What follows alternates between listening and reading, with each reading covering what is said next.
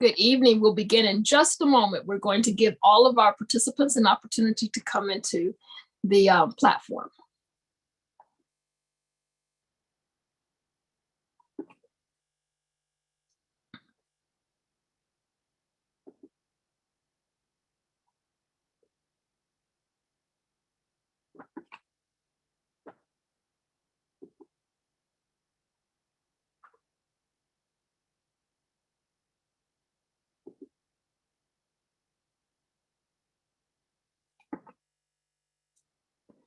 Good evening.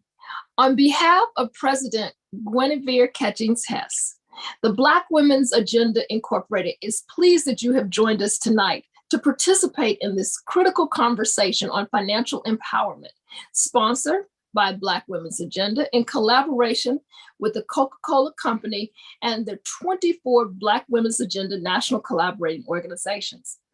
This webinar will begin with a discussion led by Martin Booker, who is the manager of the Financial Resilience Program at AARP, on the art of goal setting and budgeting, and including essential skills, practical strategies, and expert guidance to help you take control of your finances and empower your future. Following this conversation by Martin, we will have a conversation with presidents of the National Collaborating Organizations, specifically our sororities of the Divine Nine Council, and they will share with you what their organizations are doing as it relates to the area of financial readiness and the impact of their work in the communities. So I'm very pleased to introduce and bring to the virtual stage Martin Booker, who is our facilitator for this workshop this evening. He's a member of AARP's financial resilience team. He's led financial education initiatives focused on Social Security, budgeting, and investing. Before joining AARP, Martin worked in the nonprofit sector where he developed a passion for helping people improve their money habits. He has a master's degree in social work from the University of Connecticut, and he's earned a certificate in financial planning at Georgetown University. So we're in for an informative and exciting presentation tonight, and I'm so pleased to welcome Martin to lead us in this first discussion. Martin. Thank you, Kimberly, so much. And good evening to everyone out there. I'm so excited to be here tonight. We are in for a phenomenal conversation, a fun conversation. And I want us to just, have a good time having this conversation. Money it's such an important topic, but it's one of those topics that can also, it can be hard to talk about, right? We can be vulnerable around money. We can be private when it comes to our money. So, and a lot of stress can sometimes come when a lot of stress can come to us when we think about money and how we manage our money. But then there's also a lot of empowerment and excitement around money as well, right? Like, think about all the great things that you can do to change people's lives, to change your own life, to change your family's life, change the community around you when it comes to finances, all of the ways that you can gain strength and you can gain just power around your finances. So that's what we're going to do throughout this series. We're here for 3 parts. We have a 3-part series starting tonight. And in 2 more weeks, we have another part. And then 2 weeks after that, we have our final part. And throughout that process, I'm going to walk you through so many amazing things, so many tips, so many tricks, so many ways that I've seen people transform their finances. So I'm going to start with some of the ways that I've transformed mine. I'm going to tell you about some of the things that I've been able to do, things that I've seen that helped other people transform theirs as well. So if you stick with us throughout this series, I'm going to make sure that you learn some of the ways that I've personally gotten out of over 5 figures worth of debt, and some of the ways that I've built over a 6-figure financial portfolio, investment portfolio. I want to give you all of that information from start to finish, from the foundation to the things that we do to continue to build and just enhance our finances. So without further ado, let's get started. And I hope that we have lots of people joining in. Feel free to send the link to a friend, to a family. Make sure that you're sharing this information because we can all use it. This is amazing information that we all need. Tonight, we're going to start off talking about goal setting and budgeting, and we're going to continue the conversation even beyond that in some other ways. So, and I want a nice interactive conversation. So talk to me in the chat. Make sure that you give me some information. Put your questions in the chat.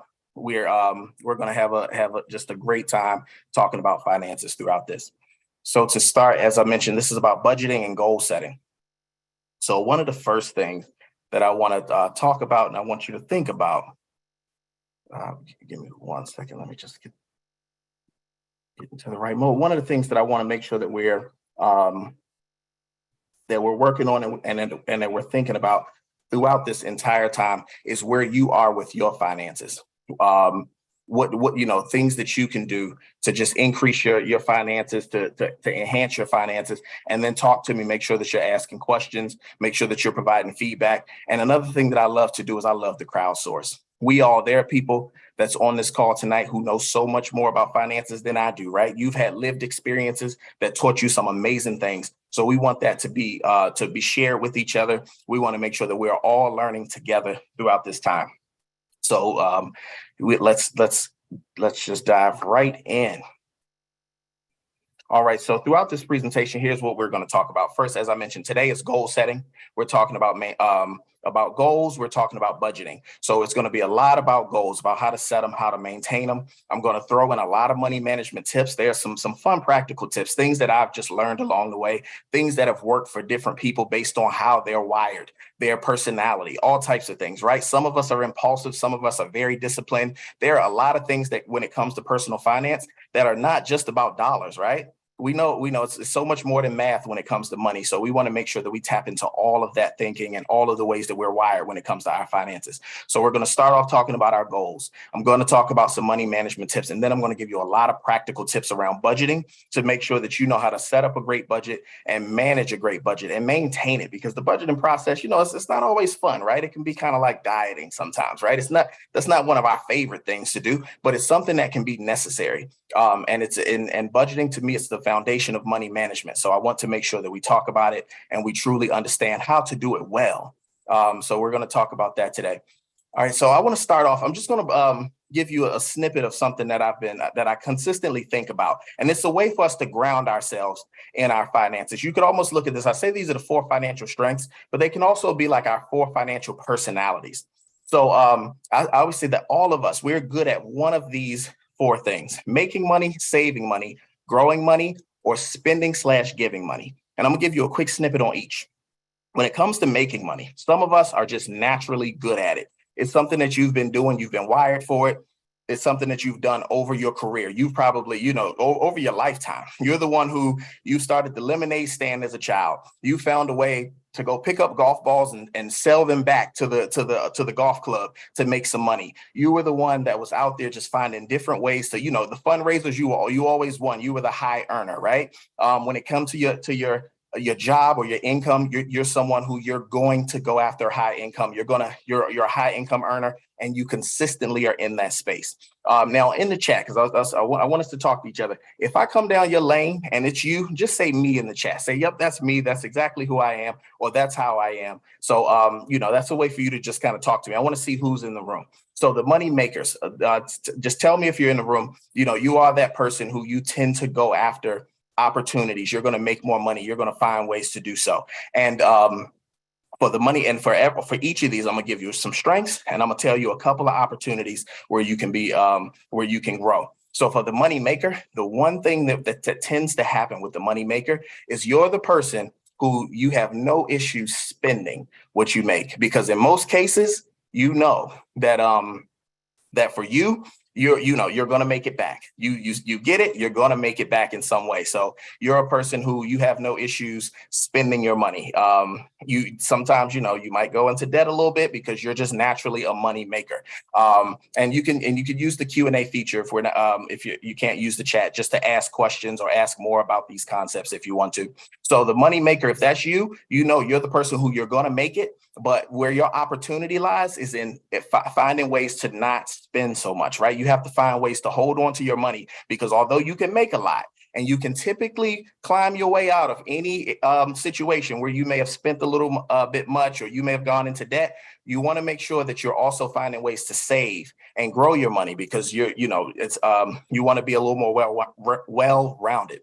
All right, now next, let's talk about the saver. The saver, you are the person who you barely spend your whole paycheck. You're going to get your money. You're going to hold on to it. You have no issues holding on to money. You're the person who in your regular checking account, you barely have to break up your bank accounts because you're not going to spend it anyway. You barely have to use a budget because you're not going to spend most of your money. You like to hold on to it. You can be frugal, or you're just naturally a saver. You're someone that's going to hold on to your dollars consistently. So, and you know, and there are people, I meet people like that all the time. I remember I sat with someone once and they, you know, we sat down and talked, and just right in their checking account was about $30,000, right? It's just sitting there and they're just like, hey, this is, you know, I just don't spend my money. We put a budget together. They were like, I don't necessarily have to use that because I'm not going to spend the money anyway. So that's usually the saver. You're the person, and that's typically what you'll do. Now, here's the thing for the saver. It's great that you save so much money, but typically the saver does not like to invest their money. So for you, opportunity cost is where you struggle. And opportunity cost is what I'm going to talk about in our third session in a couple of weeks. Because when we talk about opportunity cost, we talk about the opportunity for your money to make you money, your money as an employee, and to go out and make money. And because you save so well, the idea of risking your money and putting it into like a stock market or into a risky investment, you're like, I'm not doing that because I like to hold on to my money and I like to keep it. So for the saver, your opportunity is in taking a little bit of risk because there's so much money that you can make beyond just the dollars that you save. Next, we're going to talk about the money grower. This is actually where I land. This is my strength here. You are the person who you like to send every dollar to work. You see your money as employees. When you make a dollar, you want to put it in the stock market. You want to put it into a real estate investment. You want to put it somewhere so that it grows. You are someone who that's your main focus, is figuring out, how do I make my money grow for me? So whatever money I make, you know that, hey, my salary alone isn't all that I have because I'm going to send my money to work. And for the money grower, you know, it's an amazing opportunity. You're the person who you're gonna grow your income. You're gonna take your income. You're gonna make sure that you can build it up. But your opportunity is in saving, because usually the money grower does not like to hold liquid cash. You don't like to have money that's not growing in your favor. So the idea of having money sitting in a savings account or having an emergency fund, you're like, wait, that money's not growing on my behalf. Why would I leave it there? So, and it can get a little dangerous when there's some market downturns, right? Or when we're in a volatile market. That's when things can become that's where you can be exposed. So if you're a money grower, for you, your opportunity is in savings. You have to have some type of savings, and you want to be careful to make sure that you're not just missing out on those opportunities to have some liquid cash just in case an emergency happens. All right, and next we're talking about our spenders and our givers, the people that, and these could almost be their own, but the spenders and givers, you're the person, let's talk about the giver first. You're the person with the bleeding heart. If someone needs money, they know they can call you. You're gonna always help out. You're just looking for the next opportunity to help, and people know it. So they're going to come to you when they have a need. Now, for the and for the giver, you know, it can be a lot of us in that category, right? You're gonna help people out. You're gonna make sure that people are okay, and once people learn that, they're coming your way. And for the spender, now you're the one who you're going to live life to the fullest. To you know, what is it? You only live once. You're going to spend your money. You're going to enjoy every dollar you have. So you're the one who live life with excitement. You want to just make sure that you're having a good time. And to you, money is made to be spent. And that's kind of how you look at it. Now let's talk about the opportunities for both of you when it comes to the giver and the spender. The giver, for you, it's going to be boundaries, because your money to save and your money to grow can sometimes be wrapped up in what you're giving away to other people. And you have to be careful that you're not giving away more than you prepared to give away in any scenario. So you have to, have those boundaries set and make sure that you're prepared in that way. And for the spender, for you, savings can sometimes be an issue, right? Because you're going to have a good time. You want to make sure that you have a good time, but we want to make sure that you have a good time with limits. You have to make sure that you're keeping some money for you to have opportunities to grow and save your money in different scenarios. And here's something that I want to just show for the spender. This is a quote. I really like this quote. And I could go into each of these categories in a much deeper way, but we're talking about goals and we're talking about budget. So this quote right here, and you may have seen this gentleman he has a Netflix special where I think it was called How to Be Rich. But one of the things that he says to spend extravagantly on things you love and cut costs mercilessly on the things that you don't. And what he's saying, I have a strong belief that everybody has a thing. It's the thing that you don't mind spending money on, regardless of, the cost come, you're just like, oh, I'm buying it because I love that thing. Where there's other things, you're like, I'm not paying for that. I'd never pay $60 for a pair of jeans, but let it be a nice gadget, a nice technology gadget, or let it be, a hairdo, or let it be a trip. Oh, you're going to pay for that trip. You're going to find a way to afford and pay for what you want to pay for. But for the other things, you're like, nope, I'm not spending money on that. So what this means to me when I hear this is that we have to pick our thing and we have to really stick to our thing. Your thing might change, right? It's possible. But if it's travel, then, you plan your trips, you take your trips, but hey, you may not, be able to buy a new outfit and everything else for every day of the trip, because what you want to do is experience, you want to experience the world. And that's what's important to you, right? So I remember I met a gentleman, he told me, my family, we love to travel, such a family of 5. He said, we live in a very modest home and it's very cheap to live there. But we know that we're not spending much time in that house because we want to take around 5 trips a year. Right. So, and that's where what he did is exactly what we're talking about here. He decided to spend extravagantly on trips. And he cut cost on things like where we live, because we're there to lay our heads and rest, but we want to travel. We want to do other things. So take that and think about that. And as a concept, find your thing, stick to that, and then just spend a lot less on the other things. And then when it comes to these different areas, spending, giving, saving, and growing your money, we're all a natural at one. You may have been natural at one before, and then you've kind of transitioned into another. That's fine. But I want you to think about this. You want to, I was always told that you play to your strengths and you staff your weaknesses. So for everyone, the things that you're great at, I want you to that's where you spend your time and your energy and your effort. And then for the other things, those are the things that you decide that, hey, I may have to pay an advisor. I have to find someone who's going to help me with this part because I'm playing to my strengths, and I'm going to staff the other part. I'm going to have someone else help me with that side. So that's just something to keep in mind and something to think about. All right, so let's dive into some of our goal setting. Let's talk about some of our goal setting and some of our budgeting. So when we talk about the goals, the main goal, this is what I consider the main goal. So for a lot of us, we've been told that, we'll chase our credit score. We want to make sure we have a good credit score, right? We want to make sure we have a certain amount of money saved. But overall, one of the most important financial scorecards for all of us, this is our financial goalpost. This is what we're going after. It's our net worth. And our net worth is just a matter of what you own minus what you owe. Our goal is to continue to increase our net worth. And you may start off, I can imagine, if you just graduated college, and I know that we have a range of people on here today, so I'm going to talk to everybody. If you're just graduating college, you may be in a position where you may have a negative net worth, right? You haven't acquired a lot of assets, but you may have some debt. And now you're in a position where you have to, you want to try to reverse that. So the more that you're purchasing assets, the more that you're saving money, the more that you're paying down debt, you're increasing your net worth and getting it to the place where you want it to be. Now, what this document that you're looking at, this is called a statement of financial position. This is something that financial planners will use to let you know kind of where you are.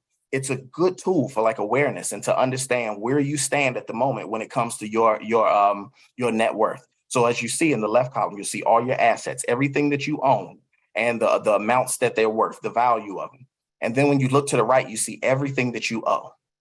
And then when you subtract that out, you have the difference between those two. And that's where you'll stand right now with as far as, if you were to pay off everything that you owe, and you were to liquidate everything that you own, this is the amount of money that you would have. So your net worth, it's an important number. It's something that you want to try to track maybe annually. That's always a good idea. You can use your birthday. You can use the beginning of the year because it's a nice reset to sit and track your net worth. So just take everything that you own, get the value, and then subtract out your liabilities. And this is an easy chart to create, or you can find one online to make one for your statement of financial position. But this right here is a really important number for you to know. And this is what you go after. So yeah, you have a good credit score. You want to have that. We'll talk about that actually in 2 weeks at the next session. We're going to talk a lot about credit and debt. but your net worth is going to be a really important measure for you, for your finances, and then thinking about your financial success. So keep that in mind.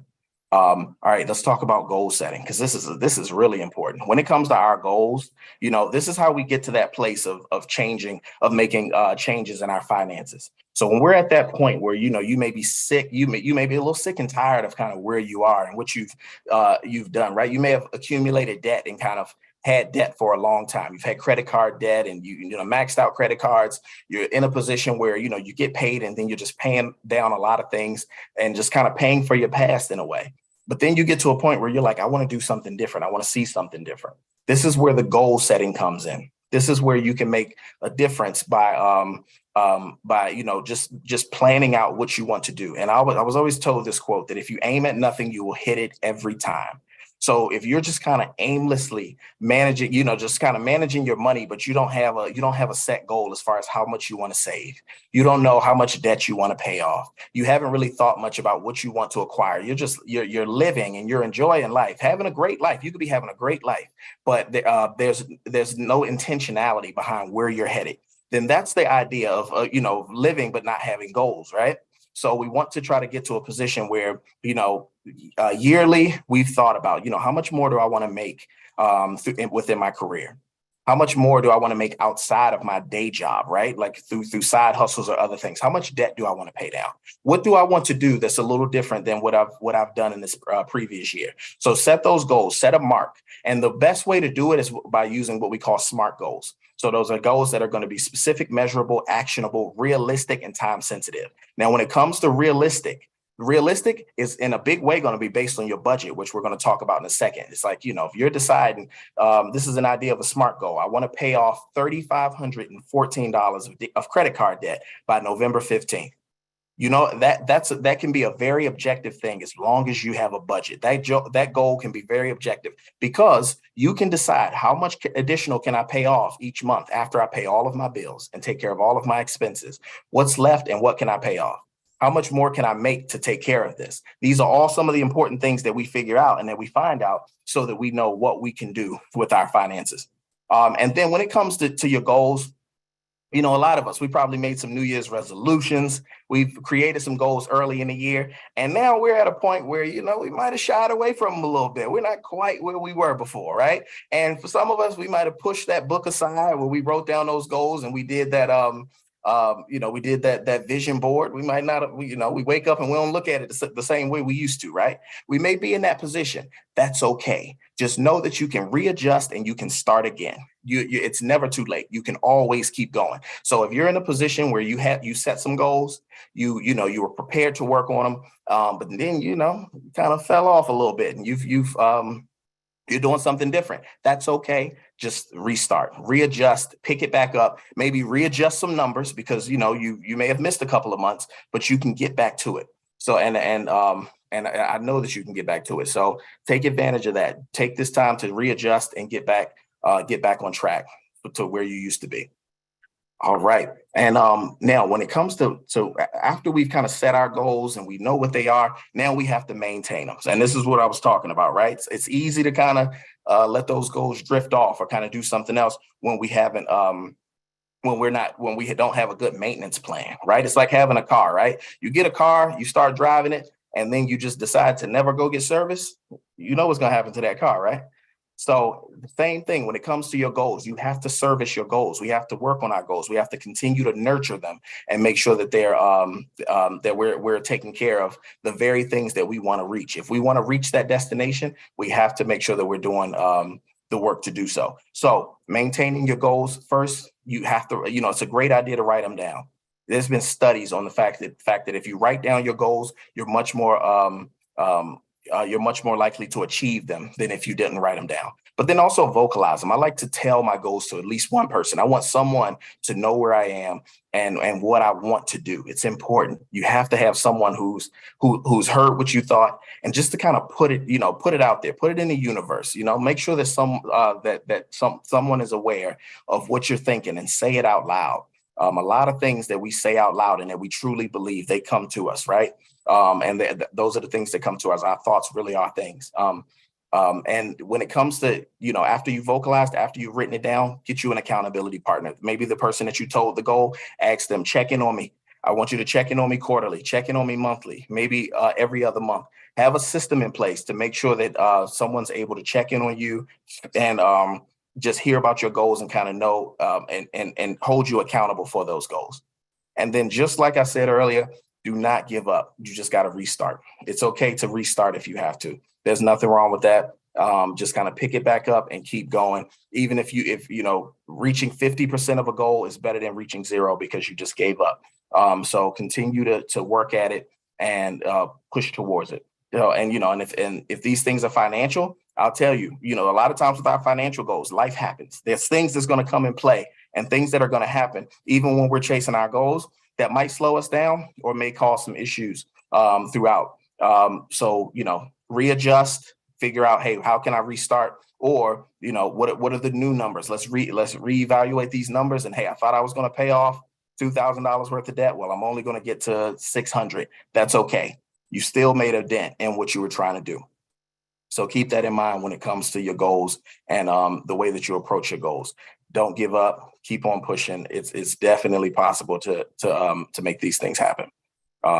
So let's dive into budgeting. This is a very important topic. It's one of my favorite things to discuss. One of my favorite things to work on, because to me, this really is the foundation of money management. When it comes to our finances, a budget is really what's going to start you there, and it's going to help you to truly get there. So the budget is one of the first things that you do. You set your goals, and then the next thing that you're working on is a consistent budget to make sure that you're managing your money well. So when we come to our budget, I want to kind of first just kind of break something down for you when we think about budgeting. So there's two different types of money, I'd say, like money tools that a lot of people use. And I want to make sure that you truly know the difference. So there's budgets, which, a lot of us use consistently. But then there's also what we call spending trackers. These are two completely different tools. And you may have been familiar with spending trackers. You get a lot of them through apps. And a lot of them started to come out, but I want to break down the difference between the two. First, when we talk about budgets, what we're talking about is kind of planning out and a document that we're creating before we start spending money. So your budget is always before you spend, before you get your paycheck. Your budget has been planned out, and you're looking at that to decide what you're going to spend and when and on what timeline you're going to spend it.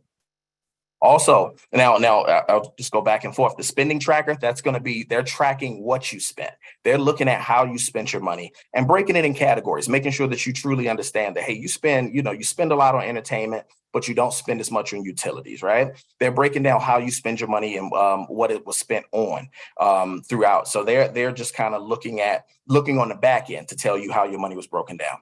Now, a budget, I consider that a more actionable document. A budget is something that we create and it's living, and we continue to go to it. We go in it consistently. We don't just do it, it's not a one-time thing, or it's not something we create and then just kind of put to the side. It's a real actionable document. We look at it, we track it, we make sure that we mark off what we spent, and we make sure that we're pretty accurate with what we said we were going to spend and what we do spend. Spending tracker, I look at it as more analytical. It's a document that's going to tell you, it's going to analyze how you spent your money. It's going to tell you what you did with your funds. And it may give you some suggestions on how to do things differently, but it's always on the back end after you've already started spending your money. Now, here are a couple of budget tools. So, just to help you to differentiate the two. So there's tools like Every Dollar or You Need a Budget. These are tools that are set up specifically for you to make a budget. And then there's tools like Mint, where you hook it to your bank account, and as you swipe, they're going to tell you how you spent your money. Or some bank accounts even do it as well. They'll break down what you spent and how much you spent throughout. So those are, so the budget it's going to tell you what will I spend, whereas the spending tracker is going to tell you what did you spend. It's going to kind of tell you the difference. And when it comes to budgeting, there's no one size fits all. There are so many different types of budgets. There's various styles of budgets. So what I'm showing now, I'm going to show you a monthly budget. For some of you, you may look at this and you say, you know what, it's too many numbers. This is making my head spin. I can't deal with that. That's okay. This may not be the type of budget for you, and that is perfectly fine. There are so many different ways to budget and so many different ways to look at it and operate. And I just want to take a quick pause to just remind you, we're going to do all Q&A after we hear from our illustrious sorority presidents who will be speaking right after I finish. And at that point, we're going to go through all the Q&A that you're asking. So stay tuned. You want to hear from our sorority presidents, but then we also want to make sure that we take advantage of answering all of your questions that you're asking. And there's some great questions. I'm seeing them coming in. So when we think about budgets, our monthly budget, very important thing to have, because this is our big picture. We get to see, what we're spending over a course of time. We're going to see what we're bringing in. We're seeing what we're paying out. And then we get to see the difference, which is very important. But as I mentioned, there are multiple types of budgets. You may want something a little more simple, right? This might be a little more straightforward for you. You see what I'm paying, you see the due dates of when I'm paying them, and you see the amounts. And then at the bottom, I can see the difference. And I always say that, it's really important for us. I remember this is one of the important things about a budget. I remember when I was a child, I was always told I had to remember 3 phone numbers, right? This is, pre-cell phones, right? I had to make sure that I knew the number. I had to know my house number. I had to know my grandma's number, and I had to know 911. Those were the 3 numbers that I had to memorize. I had to make sure that I knew those numbers. Now, as an adult who manages finances, I always say there are 3 numbers that we have to know. We have to know our total expenses. That's how much we pay out. We have to know our total income. That's what you see at the bottom in green. That's what we bring in. And we have to know the difference. And that difference is really what's going to make the difference. That difference is what's going to tell us how much we can pay down in debt, how much more we can invest, how much we can give and help others, right? How much additional money we have to spend. All of these things we're going to find out within looking at that, looking at our budget. That budget makes a big difference for us. So you have to know those 3 numbers. That's a very important thing for all of us to know, since we all have to manage money. It's important. As you see in this budget, this breakdown, there was no difference. But that's one of the important things about having a budget, is that it becomes an awareness tool. A budget is a really important awareness tool. That's one of the first things that you learn when you put a budget together. You've just laid out all your numbers, and now, instead of you saying, hey, why am I always short every month? Or where's all my money going? That budget is going to tell you exactly where your money's going. So as an awareness tool, look at this one. This is a breakdown of a weekly budget. So what I showed you before was monthly budgets. And as I mentioned, there's so many different styles of budgets. But with a weekly budget, if you look at that first column, starting with May 1st, if you go to the bottom and look in green and look at the red, this person actually is spending a little more than they're going to make out of that paycheck. But that's where the awareness comes in. Since you lay your budget out ahead of time, now I get the sense of when the ebbs and flows of my money, right? If I have a lot of bills at the beginning of the month, but not as many at the end of the month, then now I can figure out, can I change some due dates? What do I have to save that money at the end of the month? It's not all play money, because it's going to cover some bills in the beginning. These are some of the things that your budget's going to tell you first. It lets you understand the ebbs and flows of your finances throughout a month. So that's one of the first things that it's going to do for you. And another great tip of things that you can do when it comes to your money is you want to create your budget at least a month in advance, because you're able to now plan out your month for what's to come. So if you're a month ahead, or maybe even a week ahead, right? Let's say you're starting off, you're kind of new to this, then it may take you, you may just plan your budget out just a week in advance, just enough time to look at it and know, before I get paid, which bills are coming out, what am I going to pay, and what am I going to manage before my next check. And that's one of the important things to know, right? So if I lay this budget out, and let's say this was before I get paid, then I know how much margin I have. If I had to pay off some extra credit cards, I know how much money I have to do so.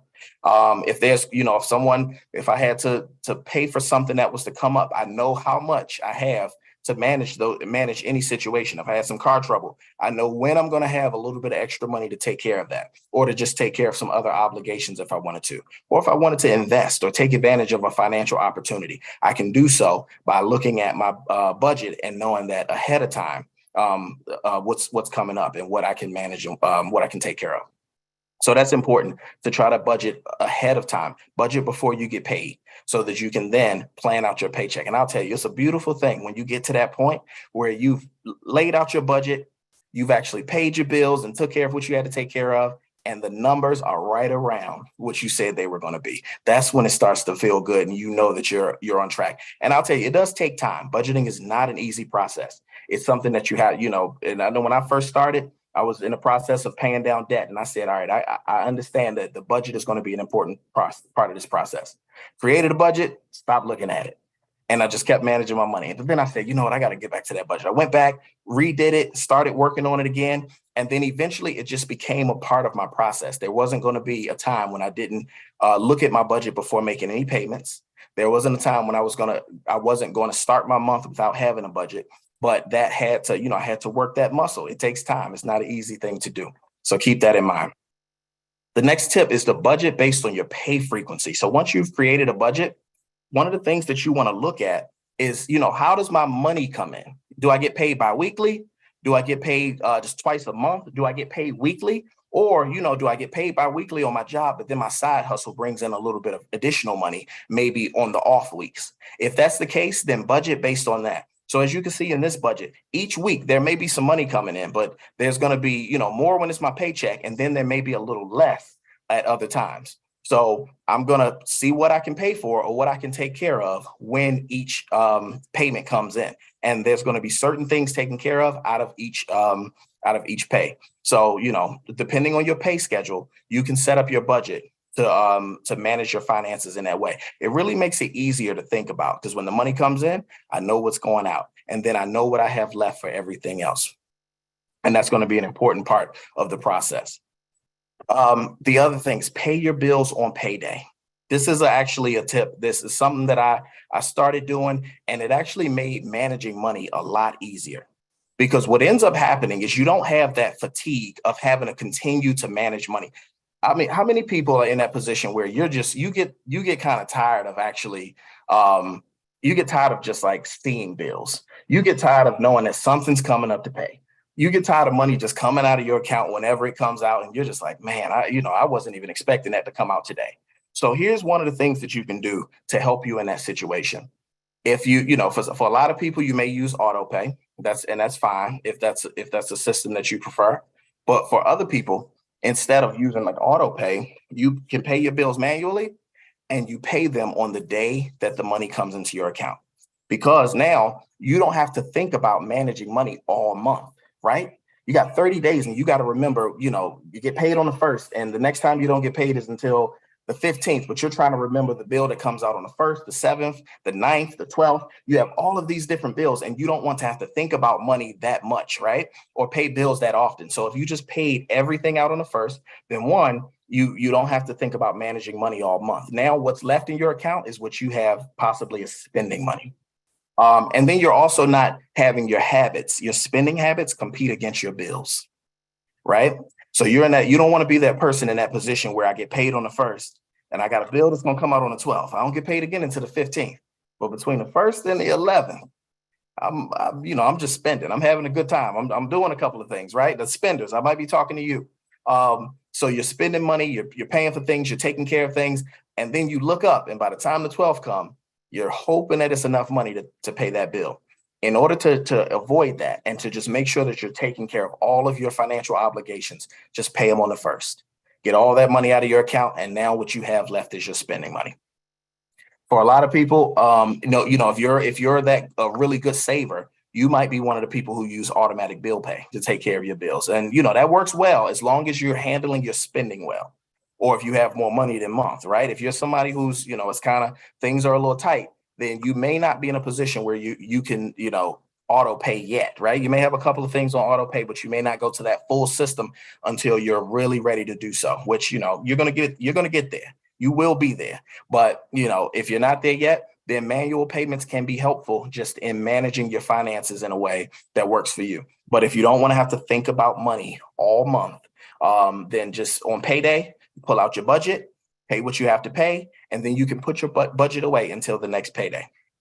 Because what's left in your account should be the money for your extracurriculars or things that you plan to just spend money on. So that's another thing to keep in mind. Now, when it comes to using something like automatic bill pay, or even just paying your bills in the way that I'm talking about, another helpful thing that you can do is to separate your bill money. And this is a way, so, I talked about, some of us may run into that issue where we've, our money, our bills and our spending money is linked to the same account, right? It's hooked to that same debit card. So we're in a position where after I've paid I've paid a couple of bills, I'm also swiping, right? I had a couple of events to go to. I took a trip, and I'm hoping that there's enough money to manage both. So one of the things that you can do is have an extra account or two extra accounts that where there's one that's strictly for bills. When the way I have mine set up is my account that's strictly for bills does not have a debit card attached to it. It's a nice way to just kind of have that money there. I know that all the bills are going to be covered, but I'm not pulling that card out to swipe it on anything. And if I get tempted to, there's no card to swipe. So in some cases, you may even set it up with a separate bank so that there's no way for you to transfer that money back to yourself in an easy way. So, my bills are covered, but my money's separate, and I can then manage my finances in a way that works better for how you are, right? Because let's say if you're someone who might, you got a little impulse situation, right? You like to spend, or, you see a nice pair of shoes, or you see something that you want, you're going to just buy it. Then you want to make sure that you protect yourself. One of the most important things, one of the most important parts of personal finance and managing money well is knowing you and combating your own bad habits. So you want to set yourself up for success by, separating your bank accounts, putting yourself in a position where you don't have a card attached to a certain account so that you're not just swiping out of that account. These are some of the things that's going to help you get to that space of true financial freedom, like we're all headed towards. Some of the other things you can do is a payroll split, right? So you can have you could calculate all of your bills and then have that amount of money going into a separate account. And then your spending money is in a different account. And you may even have your savings going into another account, right? But that way you're not a part of the process, because sometimes we got to get out of our own way. So if we set it up so that we're out of our way, we can successfully manage our finances.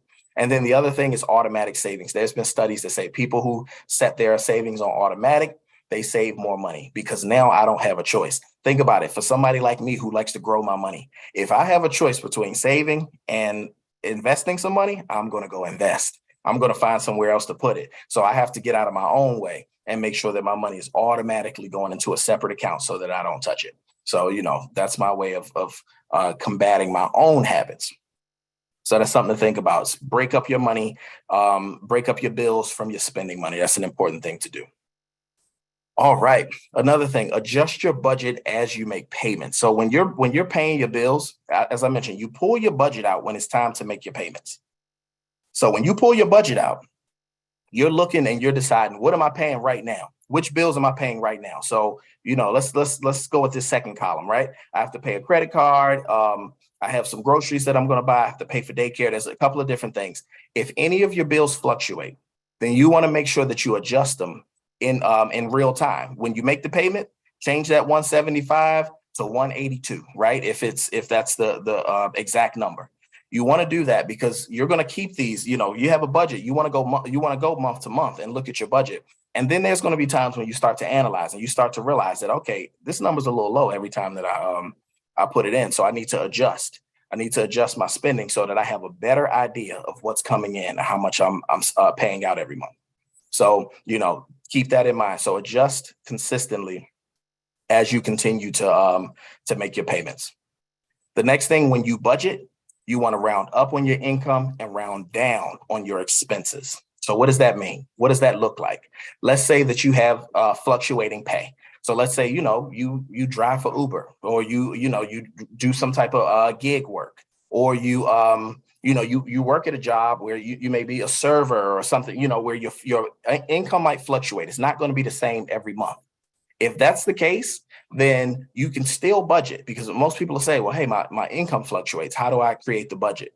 You're still going to plan ahead, but you're going to plan your income on the lowest amount that you might make.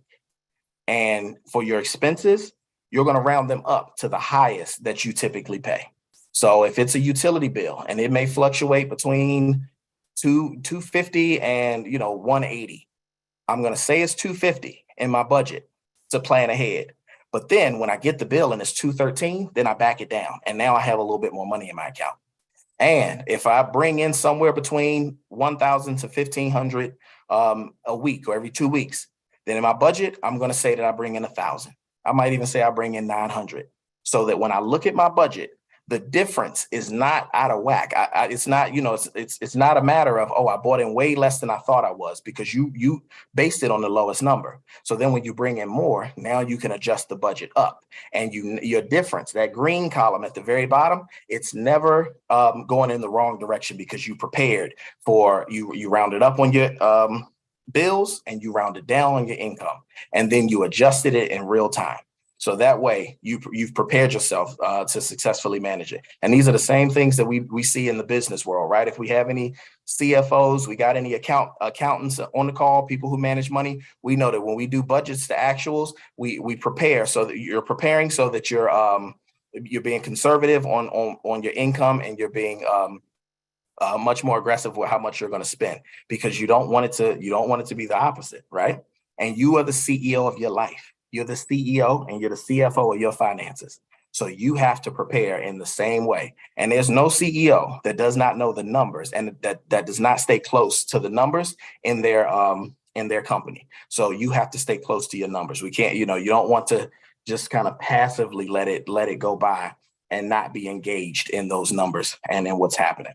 So keep that in mind. Stay close to your numbers. It's very important for you to know your finances and really understand your finances. That's what's going to help you to really take control and be intentional about your finances. And I'll tell you, if you have a partner and you're not the partner that manages the money, it's a really good idea to have some type of financial conversation, or just be a part of seeing how the money's managed within the family. You want to see how within the partnership, you want to know, how is the money, what are we spending money on?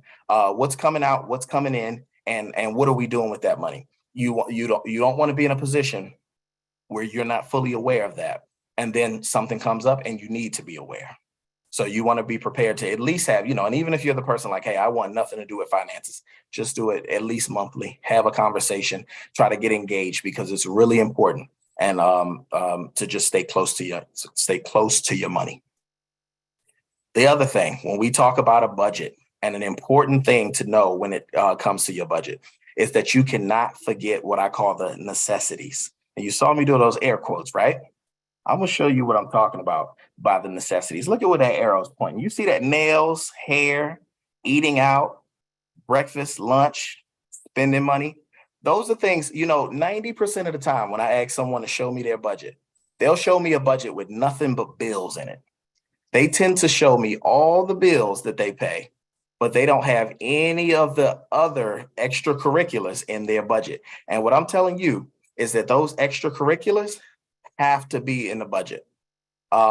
So you have to think about, I want to make sure that you have things like your nails, your hair, your going out money. If you like to shoe shop, your shoe shopping money, those things have to be in the budget consistently. So you want to think about those things and put it in there. Everything, all your vices, all of those things go in the budget. Why? Because this is how we get a real sense of what we're going to spend between this paycheck and our next paycheck, right? If it's only my bills, then I'm thinking, oh, okay, I only have $1,000 worth of expenses. But if I was to put in the lunch that I buy every day, right? If I was to put in the nail money and these other things, then in that case, my budget has now gone up significantly. And when I thought that I was going to have $700 left after I paid all my bills, now it's more like 100, right? But now you have a real idea of what you're spending between each paycheck. So keep that in mind. That's an important thing to do. Now, here's another type of tool that I use. And I remember this is a really helpful tool for planning and working on your finances throughout a year, because we create a budget. In some cases, you might create a budget for the entire year and you're a year ahead. But the thing that you forgot is all of the one-time activities that are coming up. And I know we got a lot of sorority folks on the call, right? We might have some fraternity brothers on the call too. So y'all have a lot of events. And you got line sisters with birthdays, you got people with baby showers, you got weddings, you got all of these things happening, right? Then you got family stuff, and then you got extended family stuff. And the family that's not really family. You just went to church together, but you call them family, right? And they're having stuff. So it's all of these events and things that are happening. And we had a full budget, we laid everything out, but then we realize, oh, I forgot to budget all of these things. So as you learn about things, you can have a separate sheet that you're capturing, and it's going to be all of your one-time expenses, all the trips that you're going to take, all the birthdays, all of the things that are going to come up that have to go into your budget. And you start to incorporate these things into the month where they belong. So this is a good way to just keep up with the gifts that you're going to buy, the trips that you're going to take, and if you have to save, right? If it's a big trip and you have to make deposits or you want to save up for it, if you know some of these things early in the year, you can start to slot them in and just start to save some money or put some money away in order to prepare for these types of events. So this is a good idea. And you can look at it, and this can help you to prioritize or decide what can I go to and what do I have to skip, right? Because everybody's having events, but what's most important is your goals, right? You have to meet your goals. That's going to be more important than what everyone is doing, is you meeting your goals. So you set these up, you look at it, and then you start to put them in place and decide, what can I make it to? What might I have to skip out on and just maybe send a gift or say, hey, I'll be there next year. But right now, I have some goals to meet. So that's an important thing, your annual document for your one-time expenses. And then this is a great way to challenge yourself. The first time that I did this for myself, it was something that just allowed me to really just kind of see where my priorities lie. And I call this like a bills prioritized sheet, and it's more like your expenses prioritized. And this is where you have to be really critical with yourself. What exactly am I spending? And that's on necessities. What am I spending on amenities? And then I have my debt, and you allow all that to be added up. And when you look at it, you got to be honest. What's a necessity? What's an amenity? Right? That's your choice to make. I can't tell you that your haircut or that getting your nails done. I can't tell you where that lies, right? You're going to make that decision. I wouldn't tell you that. I got an idea, but I'm not going to tell you. That's your choice to make.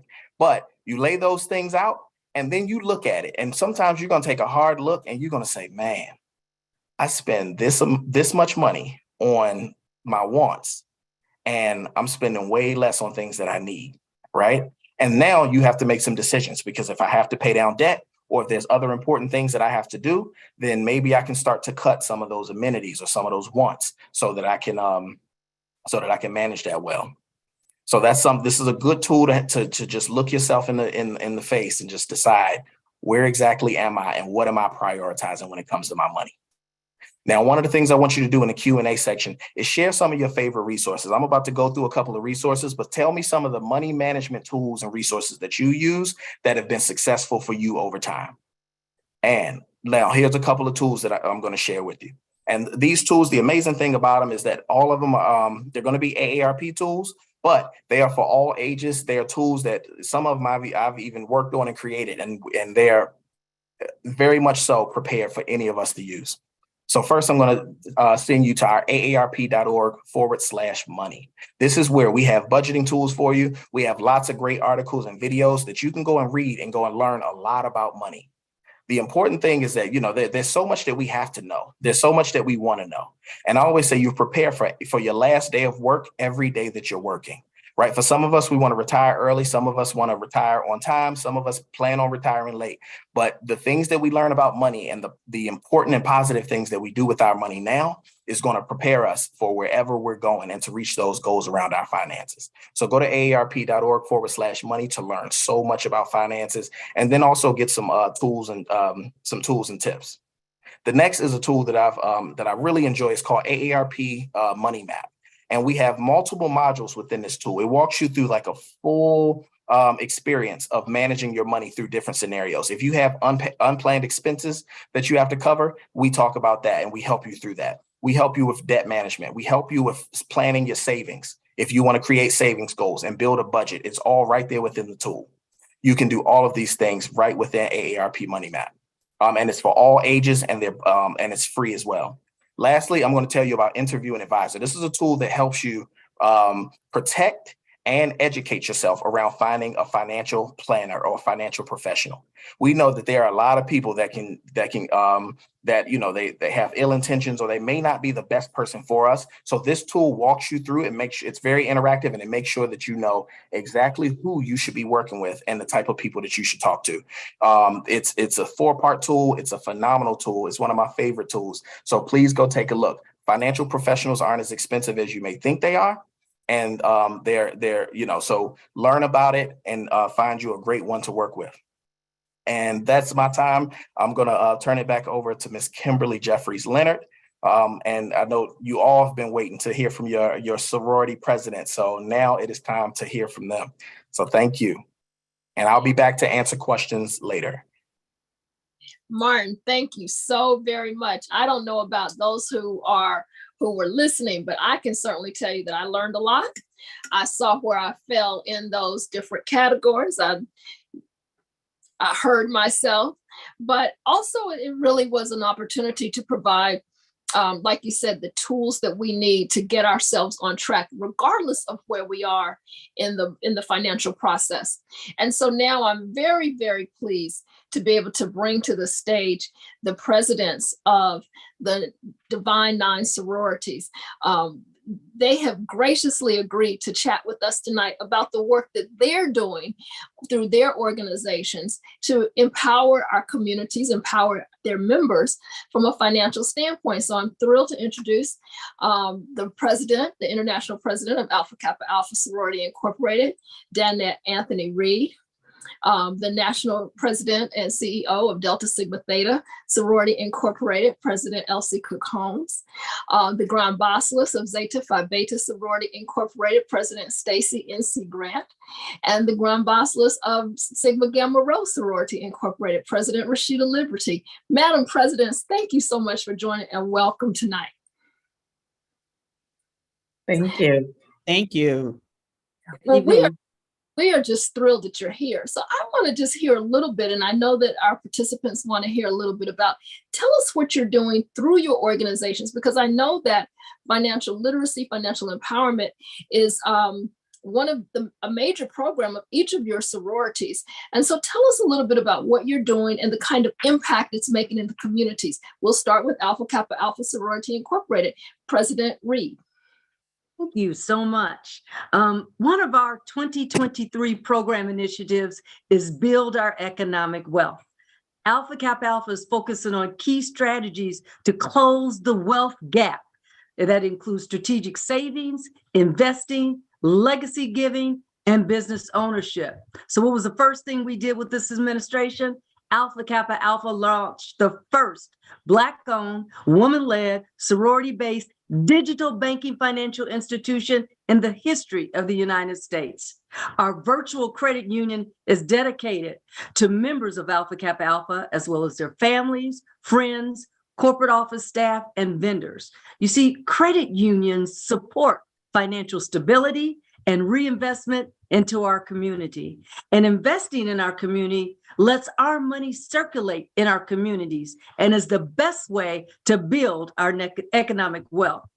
Now, we're also using the month of June to institute what we're calling Black Dollar Days, with an emphasis on Pink Fridays.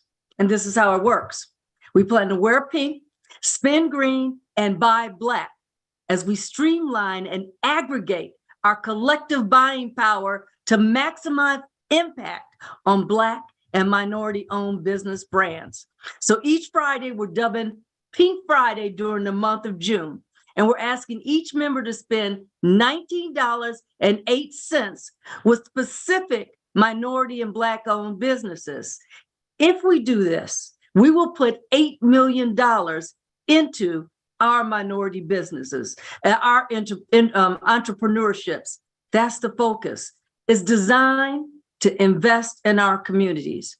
Because if we support Black-owned, minority-owned business, it's about global economic growth. And in July, when we have our leadership seminar, which is a training conference, and we're expecting more than 9,000 members to descend on Chicago, we will have financial workshops specializing in personal wealth management, financial wealth, and personal giving. And then on the last piece of it, I will say so I can share the time, is our chapters have created what we call sister circles. And this is where we have accountability groups dedicated to empowering members to create and execute personal and collective savings, investing, and giving goals. Now, this is how Alpha Kappa Alpha Sorority is focusing on build our economic wealth within our sisterhood and our local communities.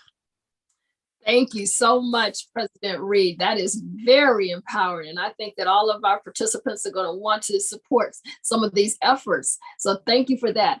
Madam President, Delta Sigma Theta, President Cook Holmes, tell us what you're doing and how it's impacting the communities. Thank you so much, and good evening, everyone. One of the 5-point programmatic thrust areas for Delta Sigma Theta is economic development.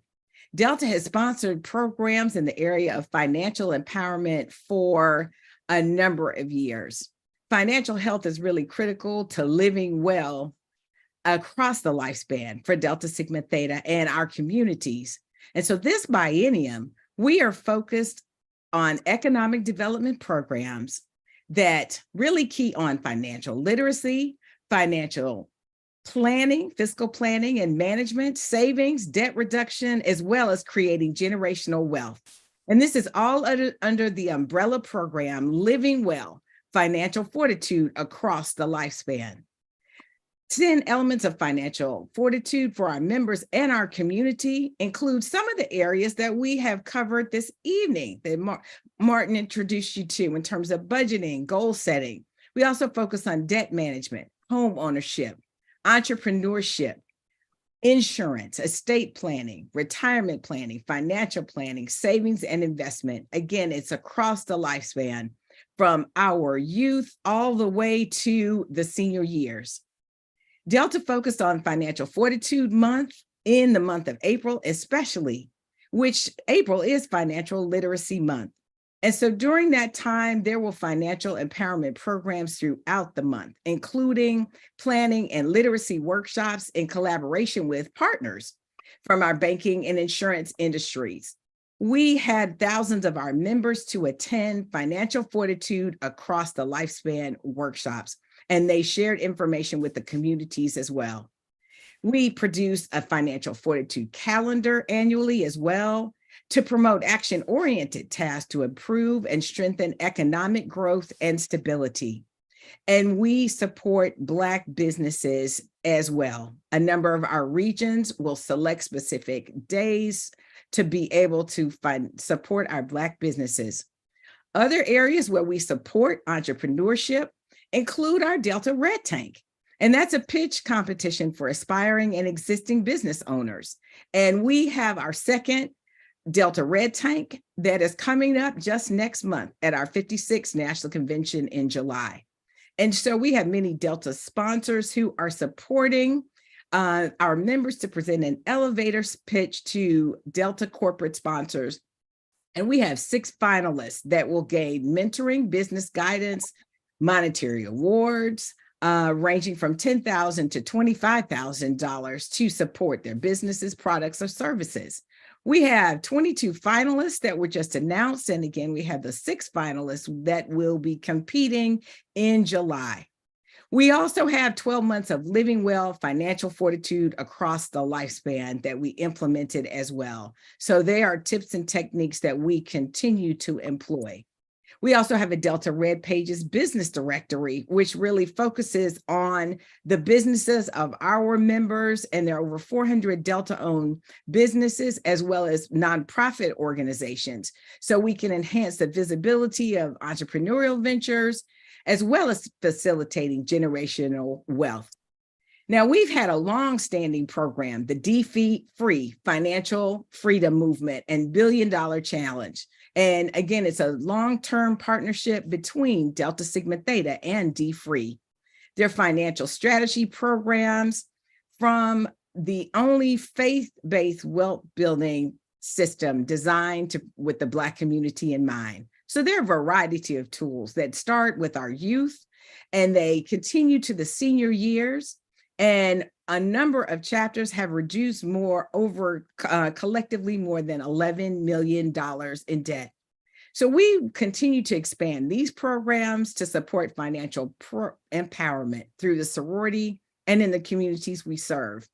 And in addition, we have some other exciting plans in the works. Stay tuned. You'll hear more about those later. So thank you so much. Thank you, Madam President. Well, it sounds like Delta Sigma Theta is doing quite a bit, not only with its community, with our community, but with your members also. So thank you for that. We will next hear from Madam President Stacy N.C. Grant, who is the Grand Basileus of Zeta Phi Beta Sorority Incorporated. Tell us a little bit about what you're doing. Thank you so much, Kimberly, and good evening to everybody. Martin definitely was great, and to echo the sentiments of my sister president, Zeta Phi Beta Sorority Incorporated has a cornerstone of our programmatic initiative called Z-Hope. Zeta is helping other people excel mind, body, and spirit. And we focus on the women in our population as well as our youth, our men, our seniors, and international women. And as a part of that, we are consistently doing programming and workshops around a variety of initiatives that we are able to serve our communities with, and financial literacy is one of them. So for instance, when we talk about the financial wealth building tools that we started here today and simple money management and budgeting, we have a Women in Money seminar series that our members are able to produce for the community. The key in Zeta's helping other people excel is when we produce these seminars that focus on increasing the knowledge of banking services and how to select the right bank, how to work on your credit, how to help with the basics of making financial investments. We partner with other organizations like AARP, who we've had a longstanding partnership with, and we're able to produce this ongoing dialogue with community members in their particular groups, whether it's something focused just on the men or the women or the seniors. We're able to start a dialogue that we can track the amount of participants in the workshop. We give them the tools that are necessary for the follow-up. And we also are able to have intergenerational opportunities to talk about this money conversation. So even with our youth, it starts as basic as the ABCs of finance, so that as we're programming appropriately to the audience and having a conversation around wealth building that doesn't make it intimidating. Similar to what we heard tonight, we just start somewhere. And in that intentional focus, we can then start to look at our data and to see how many people we are impacting in our communities to make smarter financial decisions that empower them to have the kind of retirement and life that they want. So in addition to doing our Z-Hope programming year round, we have also launched a new initiative called Women Who Win. And that is focused on our internal members who are business owners, nonprofit organizers, but we are also looking at how we take that information to expand to our communities, talking about the economic empowerment of owning your own business, so that it translates not just internally with highlighting and supporting our members who have taken that courageous leap in becoming small business owners, but how do we then take that information and actually empower our communities to make those smarter financial decisions and build personal economies and retirement platforms that they can enjoy. We also have a partnership as part of what we do with Council of Presidents, with even the SBA, with more resources and information that we are expanding and amplifying our voices so that we can build a capacity for successful money management. And we as well have a longstanding partnership with D-Free that we've been able to look at the amount of debt reduction over $500,000 in a few short years, and the amount of money saved upwards of close to $100,000. So looking at the tactical ways that our partnerships amplify the work of the financial conversation. It's important for us as members to make sure that we're holding ourselves accountable to the needs of the community, and the financial management, the basic building blocks of having the kind of lifestyle and retirement options you want, start with making those great financial decisions. So as we partner with organizations like D-Free and AARP and the Walker legacy experience. There's so many that we have committed ourselves to make sure that we expand. And then we have some surprises on the horizon for Small Business Month and other ways in which we can continue to help our community learn what has not always been accessible to them, which is the knowledge and the information through programming to make smart financial decisions. So we're excited about our partnerships. We're excited about the continued programming. And ultimately, all of our jobs is to make sure we leave our communities better than how we found them, and we leave a legacy, because a wise man leaves an inheritance for his children's children. Thank you. Thank you, Madam President. What wonderful programs and initiatives Zeta Phi Beta is putting into place. So we're very excited about hearing about what you are doing. And last but certainly not least, Madam President Rashida Liberty of Sigma Gamma Rho, please tell us all of the things that you're doing to empower your members in your community economically. Well, the first thing that we want to do is ensure that our people are educated. Being an organization founded by 7 educators, we are clear to let our members know that the top 5% of this country control 60% of the nation's wealth. They run the small companies, employ millions, hire and fire employees, and invest in new companies all the time and liquidate old companies, and they have the power to increase and decrease wages. So how do we set them up for success? We have 2 options that we look at for our members. They're either saver investors or dreamer entrepreneurs. Some of those dreamer entrepreneurs fail at least once. So we knew that we needed to come strong with the right partners of JP Morgan Chase, the Boss Network, the Small Business Association, to first teach our members how to save so that if they become great savers, they will one day stretch themselves to become great business owners. They won't fail once. It will just be a slip and not a fall, if at all. This fall, we have launched specific programs that speak to women's wellness and operational excellence, which is one of our 7 thrusts. Before we can help others, we let them know they must help themselves. And so with our full Sigma family, our rowers, our teenage young women, we are teaching them to save for today for wealth tomorrow, teaching them the tactics to make sound choices through our historical We Savers program. And from financial fitness for our sorors, most of them are between the ages of 35 and 55.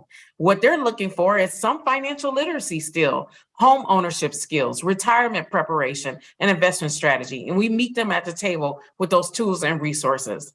We also are adding a competitive lens, which is something that most of our sororities have kind of been working on, is how do we help our business owners really boss up and get those grants and support that they need to build healthy businesses. Our culture pearls are our members that are over 50 years in the organization. We are teaching them to protect their assets, help them with financing assisted living and living will and final instruction development, insurance preparedness, and managing and mitigating increasing medical costs. And lastly, we understand that spending is seasonal. So we are focused on assuring financial fitness throughout the year. In Q4, we have a special session around holiday spending. And then in Q1, we have a special session for those who didn't pay attention in Q4 with debt blues. And then in Q2, we talk about vacation funding and funding what summer looks like. In Q3, let's get those kids to school and let's get ready to hunker down for the work that we have to do in the fall. We are excited to lead by example as a consistently debt-free sisterhood that builds wealth through real estate and investment strategies for the last 100 years debt-free. Madam President, thank you. Those all sound very impactful, empowering, and very necessary. I really appreciate you describing those. You know, there's a theme that I hear amongst our sister presidents around the work that they're doing to make sure that our communities, the members of their organizations are educated, empowered, understand finances, building legacies of wealth. And there's some historic things that you all have described tonight. So I'm very excited that our participants can hear. Any last words before we go to questions and answers with Martin?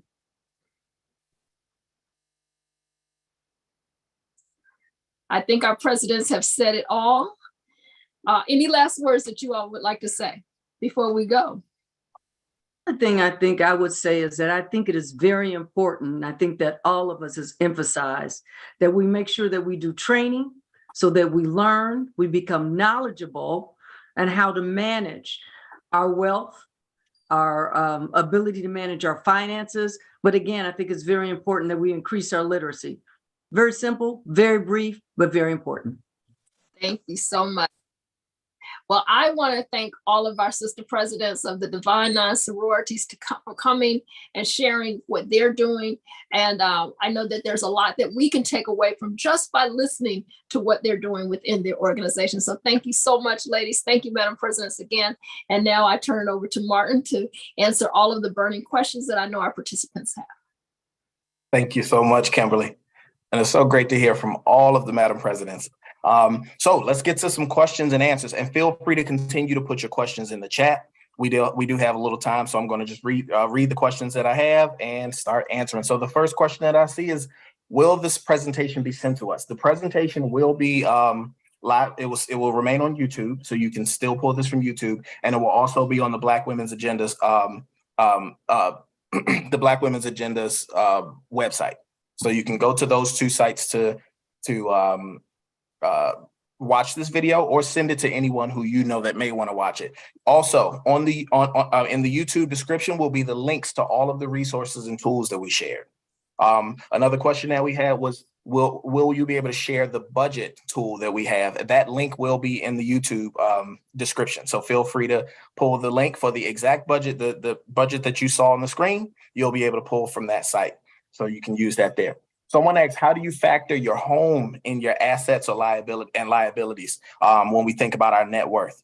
So yeah, your home does go into the column of asset and liability, right? If you have a mortgage, it's a liability, but if you don't, then it's a full asset. So you put the value of your home in the asset column, and then you'll put the amount of your loan in the liability column. And so let's say your home was your only asset, it was worth $300,000, but you have a $250,000 loan on that home, then your net worth would be $50,000. So, but if you do have, some money in your bank account, if you have a car, all of these things can be added to it as well. So you want to take advantage of all the things that you have, the asset side, as well as if there's a loan on it, you can put that in your net worth. That counts in your statement of financial position as well. All right, the next question we have is, where does your, I'm sorry, that's the same question. All right, what do we think about the cash stuffing system? It's super popular. Yeah, so that's actually, so we didn't talk about that when we talk about budgeting. The cash stuffing is very popular. And so the whole idea of cash stuffing is when we use envelopes. So instead of, swiping electronically, you don't really get to feel your money come out of your pocket, right? It's like I swiped the card, I didn't feel anything. I didn't hand over anything. When you hand over cash, there's actually a feeling associated with that of you letting go of some money. So there's a lot of people, if you're in a position where you want to get full control and be really intentional about your finances, you could use the cash stuffing system, and you could create a budget. But then in each envelope, you put how much you're paying for different things. Oh, you put the amount of money that you're using for different categories, and you pull those envelopes out and spend cash as opposed to swiping your card. I'll tell you, there's a big difference between swiping versus handing over cash, right? There's some of us will carry cash in our wallet and we never use the cash. We just keep on swiping because you just don't want to let go of cash. Letting go of cash kind of hurts. So, the cash stuffing system is a good one if you need a good shock to your system.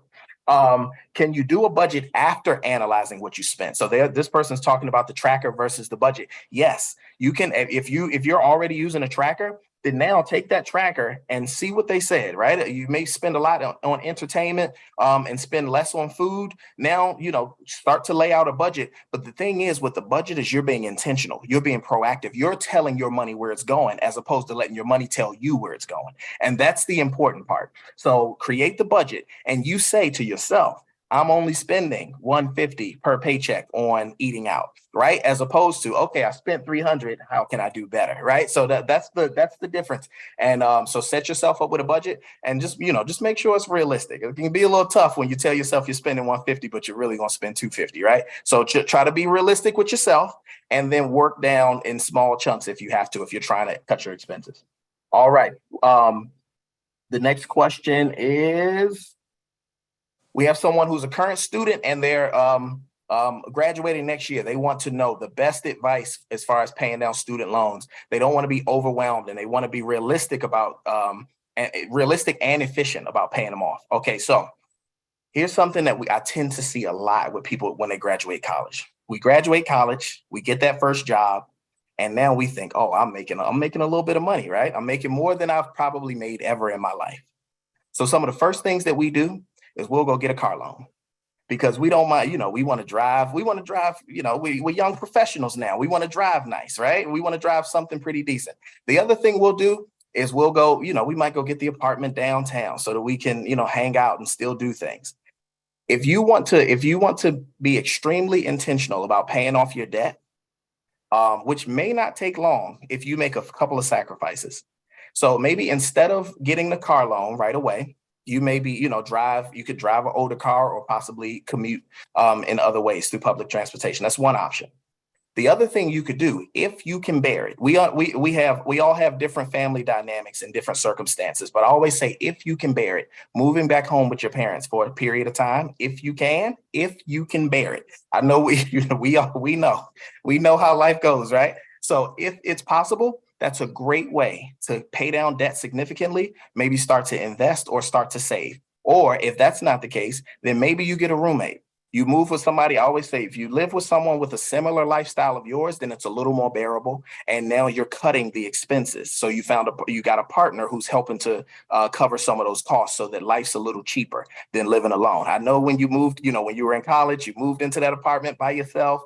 Student loans pay for that. Now you got to pay out of pocket with your own paycheck for all of the things that you're covering. And that can be a little more expensive. So if you want to, make a few sacrifices early in your career so that then the way that you live afterwards is the way that you choose. And when I tell you a life that you live on your own terms, when you have a lot less debt or you're able to just make decisions and finances is not as much of a factor, it's a beautiful life. That is an economically empowered life. That's going to be one that you'll want to take advantage of. So to the person that asked that question, if you make a few sacrifices early, and remember, sacrifices are short term. You don't have to make a sacrifice forever. They're temporary. You sacrifice until you no longer have to. So make the early sacrifices around your finances, and then you'll be able to live in a way that most people aren't able to live. So give that a shot. All right, I see someone say, you're going to make me sign up for AARP. Well, it's time for me to plug it. Let me plug AARP. You know that you can get a membership as young as 18 years old. So, we don't start marketing to you until you're 50, but you can actually join at 18 and we have phenomenal discounts. So take advantage of some of those AARP discounts if you can, because we truly have discounts on travel, on eating out, on whatever you want. You go out and show your AARP card. Most people, they might look at you a little sideways if you're kind of young, but just know that once they see that you actually have a card, you're going to get that discount. So take advantage of it. Let's see. What other questions do we have? And this may be a question for our AKA president. Has the AKA credit union open for membership? If not, when will it be online? Yes, we signed with the NCUAA, National Credit Union Association, in February, Black History Month. And so now we're staffing the office. And by July, when we have our leadership seminar, it will be open for everybody to start signing up. We'll take the money. That's awesome. And being accredited, that means that your money is insured, and they are with an official. They're with the official accrediting body for credit unions. So that's an amazing thing. Congratulations, Madam President. The next question: what are the best ways to save for big special events and future trips? That's a great question. So that's where using things like the one-time expense tracker. That's one of the ways you can do it. But then you're going to have to budget. Because you have to be able to see how much money you have left after you've spent what you spend on your day-to-day expenses. And now you can start to set money aside. So what I would do is from the date that I know about the event and have some pricing, actually even before I know the price, if I have some additional money, I would start to set aside small amounts to prepare for that trip. And then once you get the actual price, now you can just map it out because you have a budget. You know how much you're going to spend every month and how much you're going to have left. So you can start to set aside the exact amount that you need. If you have 10 months and you have to save $1,000, I have to save $100 a month until I get to that point. And that's on top of paying everything else I have to pay. So that's the beauty of a budget. It really does. It just kind of opens up the world. It's almost like a map, right? It's like your financial GPS. It gets you to your destination just by putting the numbers down and taking the steps to do so. And on top of that, there's the, you got your GPS, but you actually have to drive there, right? So you have to make sure that you control your impulses. You have to make sure that you manage the things that you do in order to successfully get there as well. So, there's a big part of there's personal finance, but then there's just our personal accountability and our psychology behind it, right? Like the way that we're wired as people. That's a big part of what we do.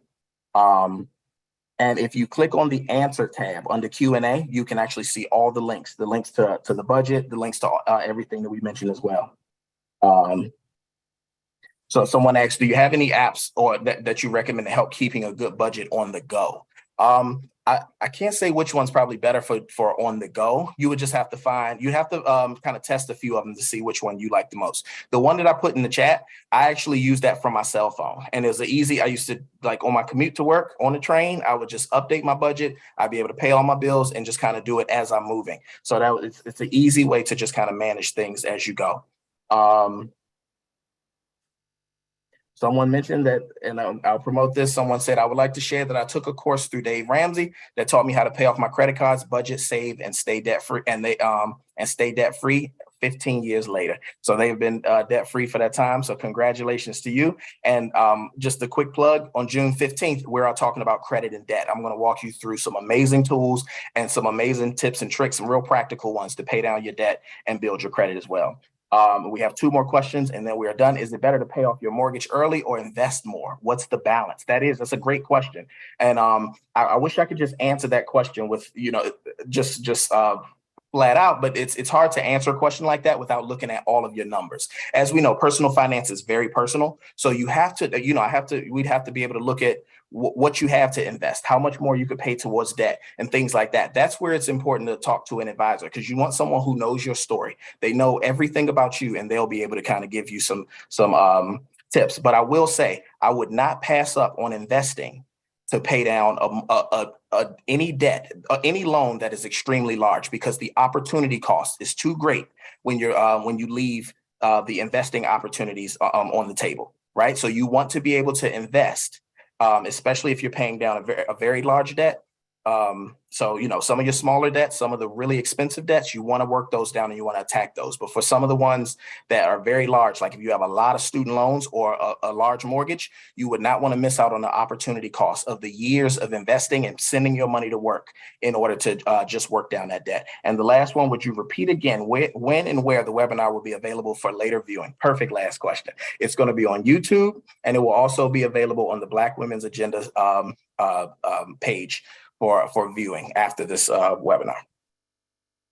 Thank you. And Kimberly, we are back to you.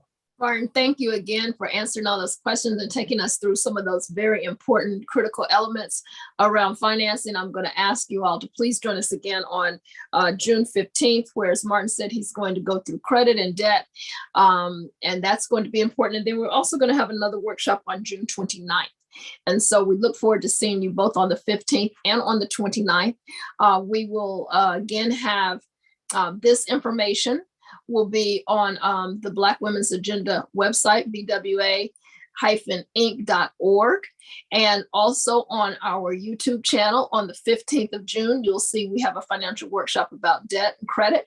And then on the 29th of June, Martin will talk to us about developing a savings plan and protecting our assets, which is all going to be very important.